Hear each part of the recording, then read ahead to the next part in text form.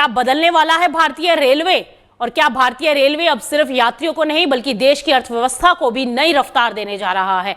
ऐसे में क्या आने वाले समय में खाद्य, अनाज, सीमेंट और पेट्रोलियम जैसे जरूरी सामान पहले से ज्यादा तेज, सुरक्षित और कम लागत में पहुंचेंगे? और क्या रेलवे में शुरू हुए बड़े सुधार देश की लॉजिस्टिक व्यवस्था की तस्वीर बदल देंगे? दरअसल भारतीय रेलवे अब सिर्फ ट्रेनों के संचालन तक सीमित नहीं रहना चाहता। सरकार का लक्ष्य है इसे देश का सबसे आधुनिक, सुरक्षित और स्मार्ट लॉजिस्टिक नेटवर्क बनाना है और इसी दिशा में रेलवे ने बड़े सुधारों की शुरुआत कर डाली है। अब तक 17 प्रमुख सुधार लागू किए जा चुके हैं और इस वर्ष तकरीबन 52 नए सुधार लागू करने की उम्मीद है। सबसे बड़ा बदलाव माल ढुलाई में देखने को मिला।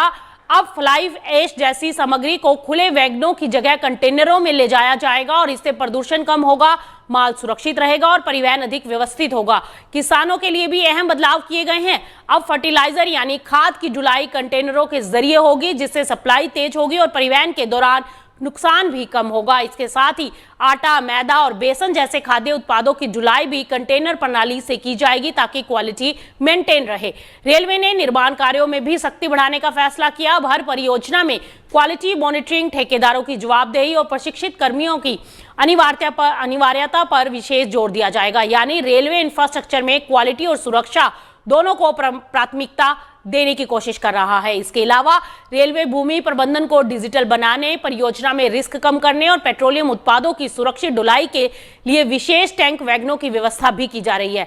यानी रेलवे सिर्फ ट्रेनों की संख्या नहीं बढ़ा रहा बल्कि पूरी सप्लाई चेन को आधुनिक बनाने की दिशा में आगे बढ़ रहा है। अब सबसे बड़ा सवाल है कि क्या ये सुधार समय पर और पूरी तरह से लागू हो पाएंगे, क्योंकि अगर ऐसा हुआ तो इसका फायदा सिर्फ यात्रियों को ही नहीं बल्कि किसानों, उद्योगों, व्यापार और देश की पूरी अर्थव्यवस्था को मिलेगा।